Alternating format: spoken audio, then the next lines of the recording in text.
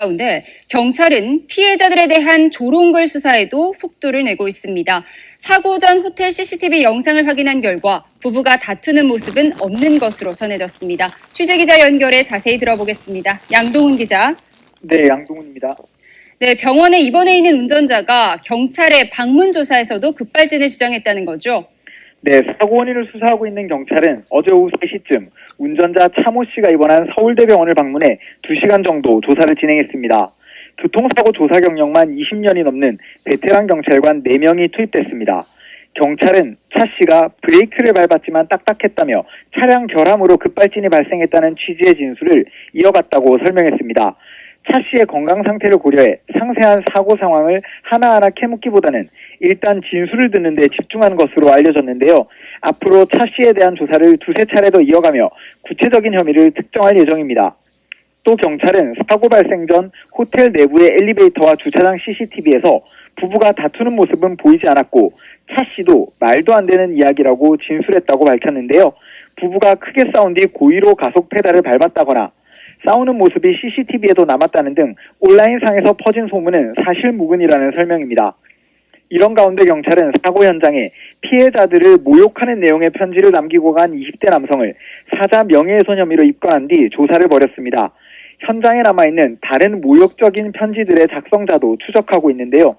온라인상에 올라온 악의적인 게시물 가운데 수위가 높은 3건에 대해서도 입건 전 조사에 착수했습니다.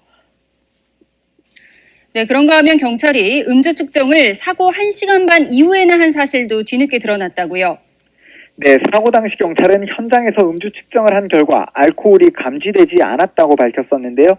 실제로는 현장이 아니라 차 씨가 이송된 병원에서 측정한 사실이 뒤늦게 드러났습니다. 사고 시점을 기준으로 90여 분이나 지난 뒤였습니다. 경찰은 차 씨가 갈비뼈가 여러 개 부러져 고통을 호소하는 상황에서 곧장 음주 측정을 하기가 어려웠다고 해명했는데요. 이후 체열 검사에서도 알코올이 측정되지 않았다고 설명했습니다. 다만 차 씨가 사고 이후 지인에게 전화해 급발진을 주장한 것으로 알려져 음주 측정이 불가능한 상황이었는지 논란이 일고 있습니다. 경찰은 그제 브리핑 중에는 현장에서 스키드 마크가 발견됐다고 말했다가 뒤늦게 정정하기도 했는데요. 정확한 정보를 전달해 시민 혼란을 막아야 하는 경찰이 오히려 혼란을 키우는 게 아니냐는 지적은 피하기 어려워 보입니다. 시청 역주행 사고 관련 사건 관련 관련된 기사가 났습니다. 요지는 이겁니다.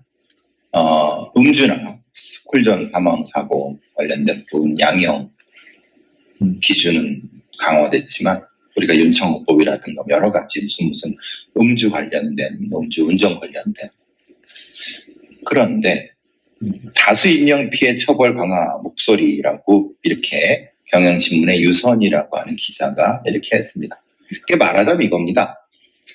음주나 이런 거나 이런 부분들은 그 특정한 스쿨존 같은 데는 올라갔는데 문제는 이 사건처럼 그 다수의 사망 사고를 낸 경우에 대한 양형 기준. 왜냐하면은 이 사건은 아무리 그래도 9명이나 돌아가시게 하고 다수의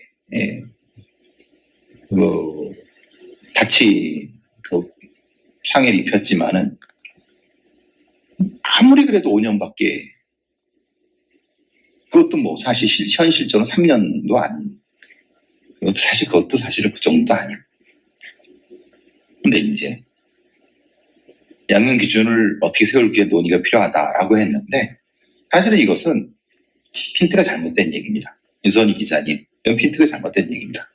즉 말하자면은 기본적으로 우리나라라고 하면서 다른 나라도 마찬가지지만 차를 이용한 어떤 것을 사고로 봅니다.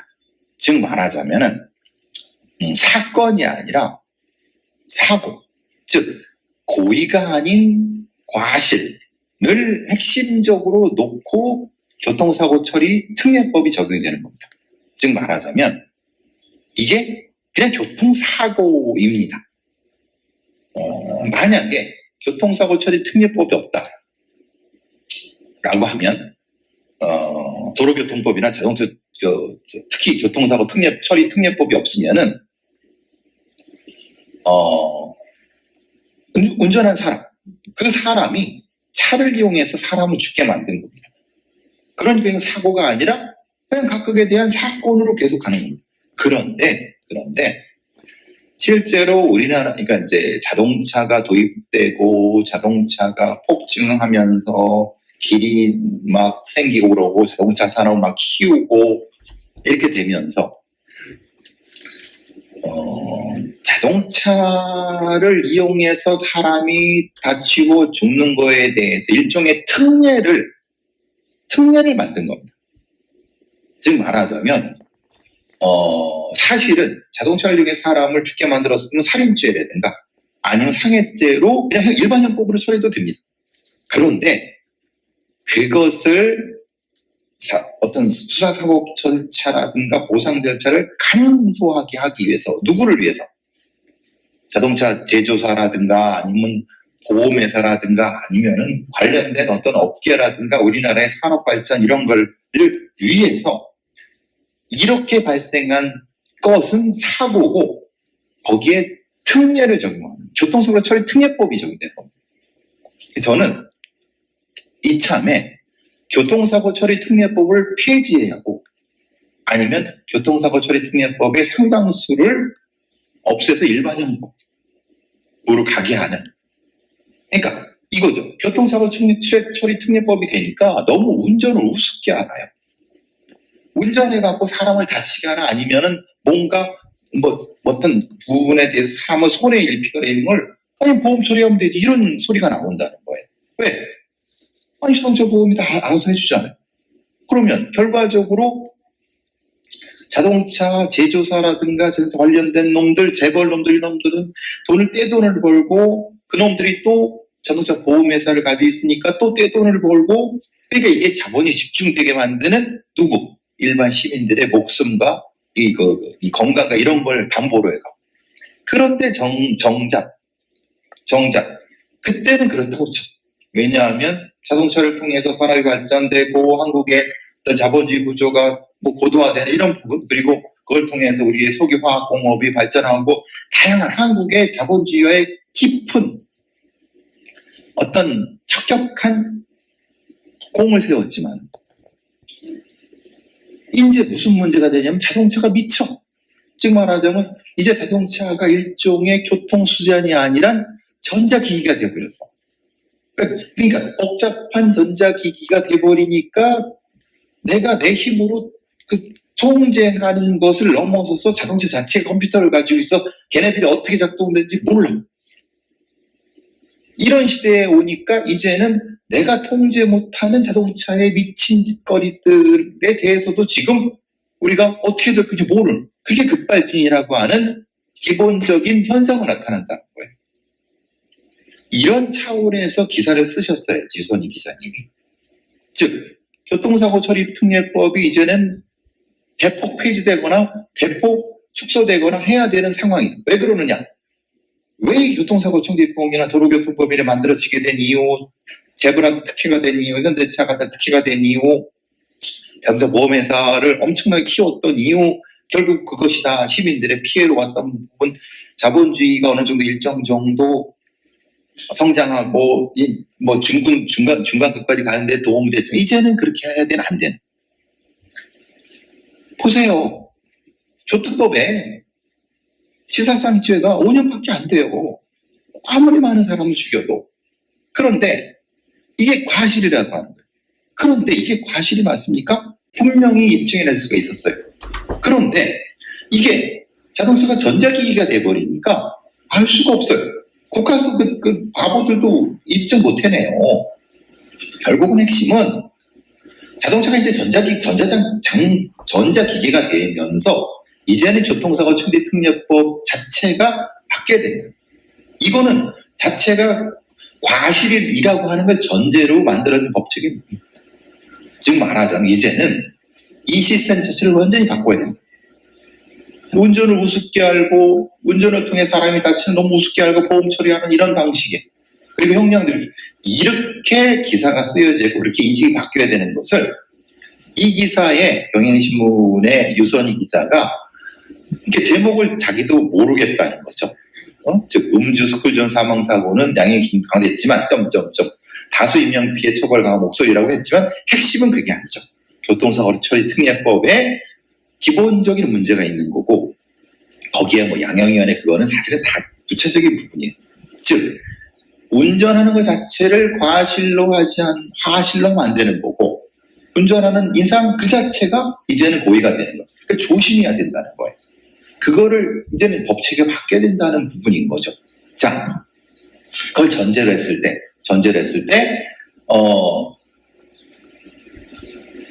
다수의 사망 사고를 낸 경우라고 할 때 이것을 교통사고 처리 특례법이 아니라 그럼 어떻게 처벌을 강화한다는 거냐? 즉 말하자면은 입증할 수 없는 전자기기가 다수 장착됐을 경우는 그걸로 인해서 사건이 발생했을 경우는 운전자의 고의로 본다라고 하는 제조물한테 책임을 묻는 거로 가요. 그 내용의 전자장치를 아무도 모르기 때문에 이 현대차 놈들이 아주 나쁜 놈들이라는 거예요. 현대차 놈들이 그 내부에 자동차 제조회사 놈들이 내부에 어떤 전자장치를 가지고 그걸 가지고 무엇을 했는지에 대한 걸 데이터를 제공하지 않은 상태에서 무조건 그걸 운전한 운전자 책임이야 라고 해버리는 건 이건 말이 안 된다는 거죠. 그래서 전제를 했을 때 이런 형태의 사고가 됐을 때는 운전자와 제조사가 공동으로 책임진다라고 하고 그 책임은 사망자의 숫자, 각각의 사망이든 각각의 어떤 이 피해 정도에 따라서 책임의 정도가 높아진다라고 해야 하는 게 맞는 거예요. 이게 양형과 책임을 같이 가야 된다는 거예요. 운전자 지금 이 유선희 기자는 운전자한테만 그 양형을 간다는 거. 아니 이거는 그게 아니죠. 자동차가 이미 전자장치가 된 이후에는 이 전자장치를 만든 제조사한테도 동일한 양벌 규정이 가야 된다. 그런 식으로 교통사고 처리 특례법의 규정을 바꿔야 된다. 물론 현대차의 정의선이라든가 그 재벌놈들은 지랄지랄 하겠지만은 그러면은 얘네들이 데이터를 제공해라. 우리나라에 들어오는 테슬라든 뭐든 데이터를 제공해라. 얘네들이 만드는 전자장치에 이게 이렇게 문제가 생길 수 있다는 걸 그렇게 해야 된다는 거예요. 이 부분이 이게 핵심인데 이 유선희 기자는 엉뚱한 소리를 하는 거예요. 이게 무슨 병과주의 부분 얘기인 줄 아는데 병과주의라고 하는 건 운전자 개인에 대한 문제. 이거는 차가 전자장치가 된 이후에는 양벌 규정에 대한 문제. 병과주의와 양벌을 혼동하고 있는 거예요. 이 유선희 기자라는 사람은 조금 더 우리 유선희 기자 경향신문 유선희 조금 더 생각을 더 해보세요. 예? 지금 뭐가 핵심인지도 모르고 이런 기사를 써버리면은 기사에 알맹이가 없잖아요. 그죠? 기사에 알맹이가 없잖아요. 즉 말하자면 음주운전은 사실은 최대 15년 정도까지 된다라고 하는 거예요. 근데 그 음주운전 자체는 술을 먹었기 때문에 당연히 그 술을 먹은 것은 고의가 되니까 그 방식에서 실제로는 이 윤창호법 이런 게 되는 거죠. 그런데 술을 먹지 않고도 사람을 과실이라는 이름으로 저렇게 많이 죽였는데도 기껏해야 3년밖에 안 된다. 이건 문제가 되는 거죠. 그러니까 교통사고 처리 특례법이라든가 아니면은 여기 양벌 규정이라든가 아니면 이런 부분들이 같이 얘기가 돼야 되는 거고 또 하나 왜 양형위원회에 그 같지도 않은 법률가 특히 판사 출신들이 들어갑니까? 판사 출신 다 내쫓고 기본적으로 일반 시민들이 중심이 돼야 되는 거죠. 이 대법원 양형위원회가 옥상옥이 되는 건 사실은 전혀 맞지 않는다. 다시 말씀을 드리도록 하고 어쨌든 이 시청 역주행 사건은 굉장히 다양한 문제 제기를 가지고 있습니다. 그거를 각각의 건을 풀어내지 못하면은 우리가 소 잃고 외양간도 못 고치는 바보짓을 지금 하는 격이 된다. 명심하셔야 됩니다.